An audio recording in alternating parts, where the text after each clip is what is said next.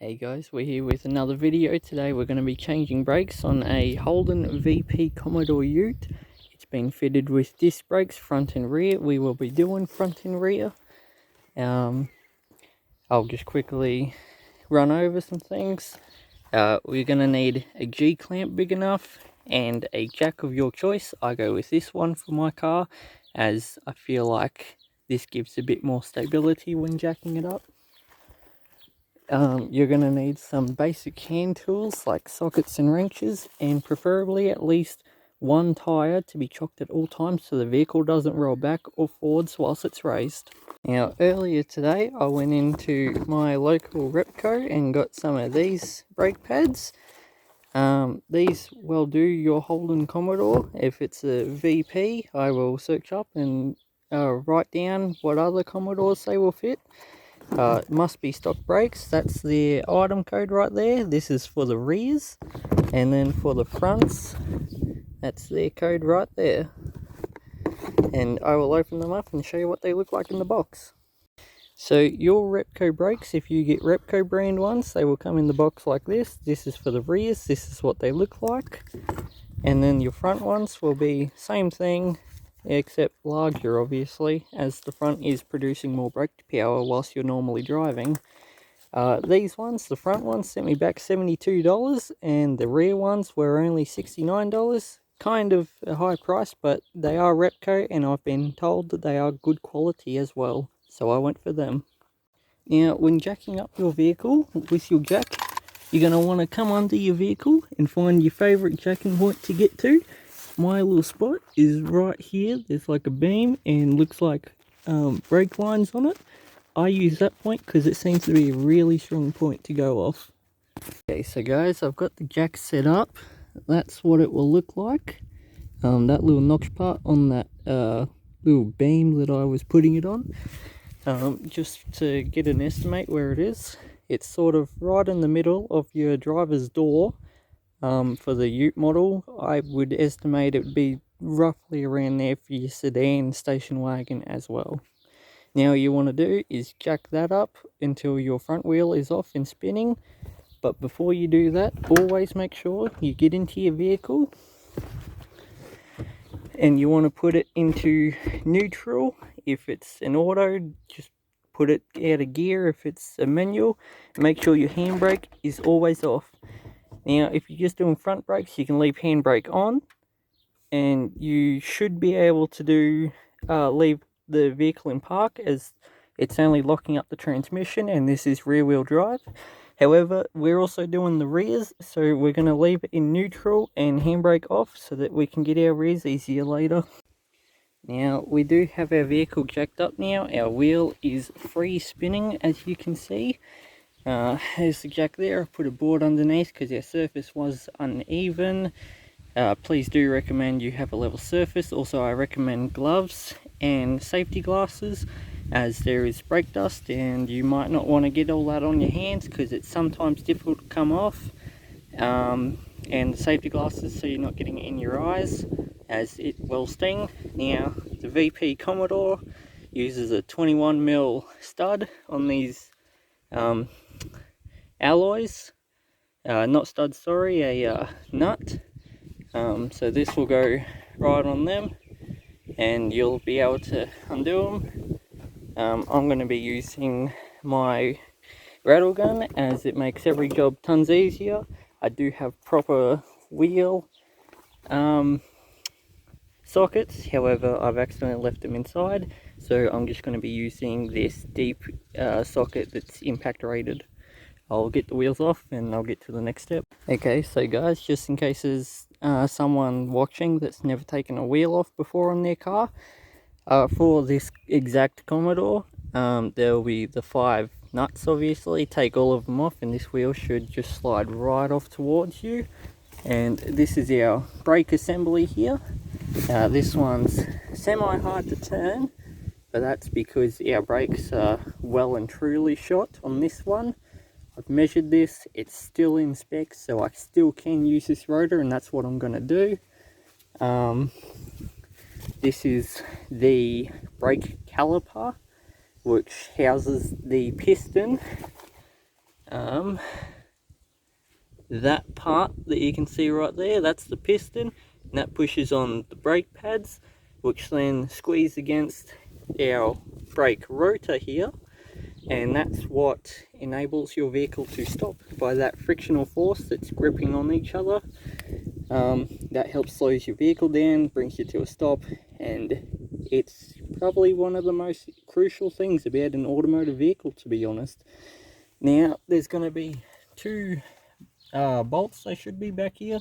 One's there, and the other one's just here. You're going to take them off. Now, should only have to take one off for this job. I'm going to do the bottom one because our hose is up above, so that will allow this portion of the caliper to come up and back, and that's going to give me access to my brake pads, which I am changing. I will take off that bottom bolt and we'll get on to the next stage. Alright guys, so sorry about this. I just went and grabbed the socket. It's a 15mm. Ratchet is going in the undo position, and all I'm going to do is come in here to that bolt I was saying about. See if I can do this one-handed for you, which I don't think I will be, but let's give it a good shot. Just downwards force. I'm hoping that cracked. Probably not the best ratchet to use, and it sure did. Sorry if that was a bad view. I just wanted to show that this is indeed what I'm doing. And we're going to take our bolt out. It's that there. I'm just going to sit it on the car, as I do need a paint job on my bonnet. Please do not do that to your customer's vehicle. And our caliper just slides right up, and there's our two brake pads in there. There's our piston I was talking about. You will have to compress that, but we will get to that shortly. I'm just going to quickly try and hold that there and remove these pads to show you what sort of condition mine are in, as they are terrible condition. They're a little bit hard to get out sometimes, but just a little bit of wiggling. Probably grab a screwdriver, makes it a bit easier. Flathead preferred. Just come in here against the rotor behind the pad, pry it out like that, and there's your pad. Now this one is in horrendous condition. It's completely used to the backing plate and is most certainly not roadworthy. Now by doing this, it will degrade your lifetime in your rotor, so I highly recommend, if you hear a grinding noise or a squeaking noise, which might be your wear indicator, which these do not have, so this one was grinding, I highly recommend you get your pads either replaced or at least get your brakes checked if you're not certain what the problem is. I'm just going to quickly remove this other side as well on camera. This one just came right out. And this one's actually not too bad. It's still got a fair bit of life. That's our wear indicator. It's a little bit funny on this one. Or I'm pretty sure that's the wear indicator at least. Not really too certain what that part's for, if I'm being honest. But yeah, this one actually doesn't look too bad. But if you're replacing one side, you've got to do the other, and I'm just going to do all four just to guarantee. So now I've got my old two out. I'm going to quickly actually pick one of them back up and compare them with a new one, just to make sure they are right. Now, what you're looking for when you're comparing is look for key features like this little lip on the outside, that little piece there.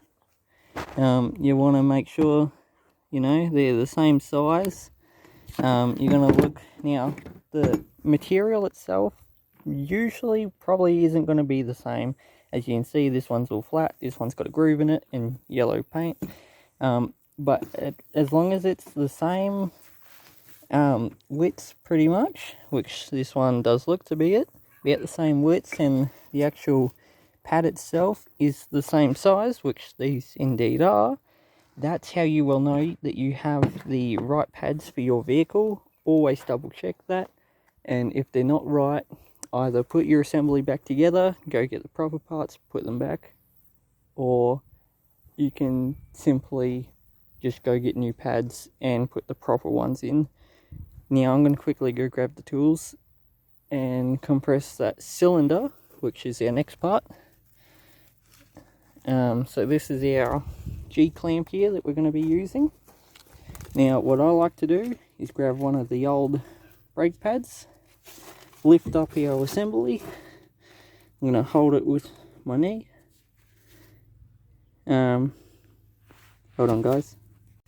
Rightio, so guys, I have the G-clamp there. This is a 4-inch G-clamp I'm using, and the old brake pad. Sort of got the G-clamp clamping onto the brake pad, which the brake pad is on our cylinder, which we're going to compress. The back of the G-clamp is on the back of our caliper, which is perfectly fine to do. And then all that you're going to do is slowly squeeze the G-clamp using its handle, obviously, and that's going to compress the cylinder. However, when you want to do this, you want to have your master cylinder open, where all your brake fluid is. That way you are not overflowing and creating a bunch of pressure, which if your system is old, that has a very low chance of happening, but it could potentially cause damage to your system at some stage. So this just sort of acts as a pressure relief system, which I will do now. Bonnet hitch is there for people that don't know. Come around the front. This is an aftermarket bonnet, but it's all the same. Down here you'll see a latch sort of in here, not too far from the badge. You just want to pull up on that hatch with your fingers, raise the bonnet, and then that should stay. This here is your brake master cylinder. You'll have 2 clamps, little clip things. You're just going to want to unclip both back and front. The rear one might be a bit tough, and that is going to remove your cap. Now this one actually has a little bit of system failure, it looks like, but I should just be able to pull that out and she'll be nice and perfect again. Now remember what this level is now, because there's a chance that might start overflowing, which I will then show you what to do next. Which, let's compress our cylinder, our piston. You just want to tighten it nice and slowly. See that piston compress. Do it a nice and slow rate. That way you're not really forcing everything in, and that way you can find any kinks or anything, so you're not breaking stuff.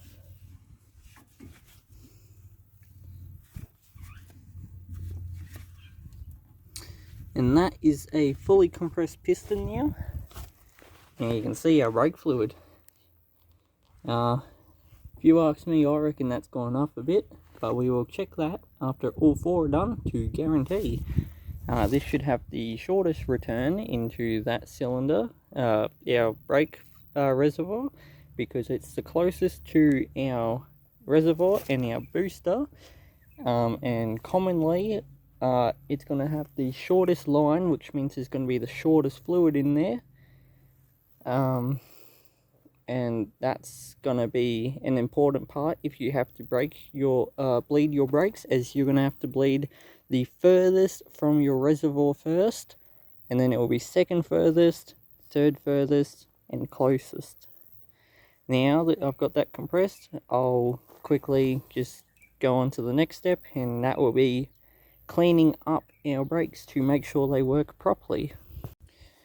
Rightio guys, so to clean up the brakes, all you're going to need is a metal wire brush, and you're going to come around and just wire brush down anything that's sort of got dirt on it, make it nice and shiny again, get as much rust as possible, but really importantly, clean this wheel mating surface, as it's going to make sure that your wheel sits properly. And if you so choose, which I do highly recommend, but I won't be doing as I don't own any, put some anti-seize on this surface. It's going to make taking your wheels off so much easier in the future. But if you don't have any, that's alright. I'm not going to put any on this time as I don't have any either. You'd be doing the same on the surface in there if you ever have to change your rotor. That way you can get your rotor off easier next time. So I'm just going to go along and clean off this surface, and I'll get back to you when I'm done. So now guys, I've got the surfaces as cleaned up as they're going to go. That's a little bit better, not the best, but it will do. And our caliper is much nicer. You can even see Holden stamped into her now. Now the next part is just putting our pads in, and then we will go on to the next stage. I'll just do these off camera. Actually, I will try to do one on camera. Now these are the same, so it doesn't matter what side you put them on. Just make sure this banana curve here goes with the banana curve of your rotor. So as you can see, curve towards the bottom. That will make a nice surface like that. Make sure you put these in the right way.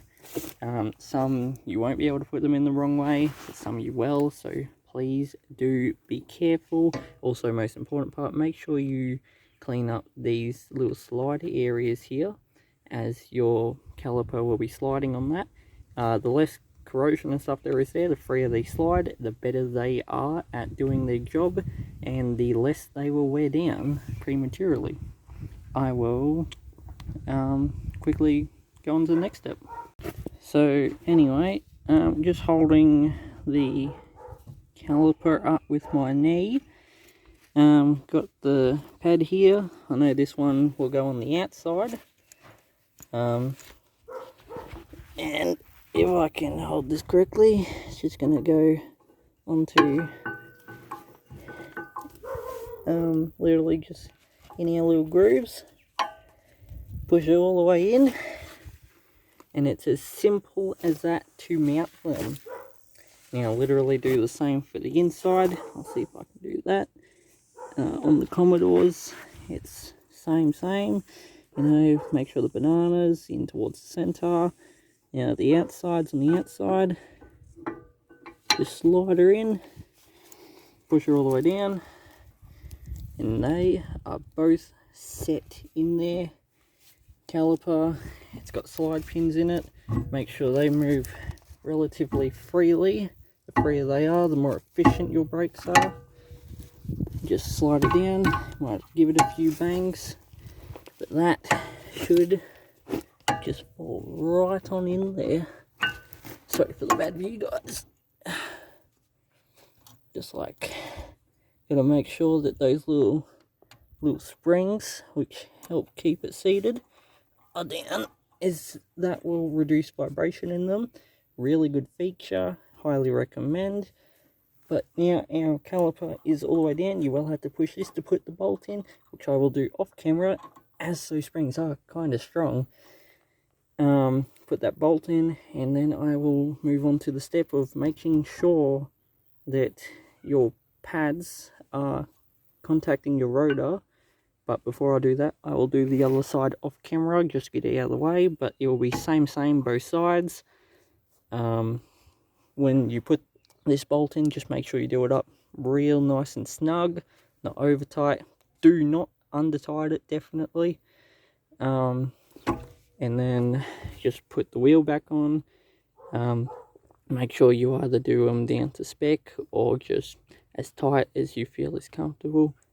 Highly recommend you do it down to spec unless you are qualified or something.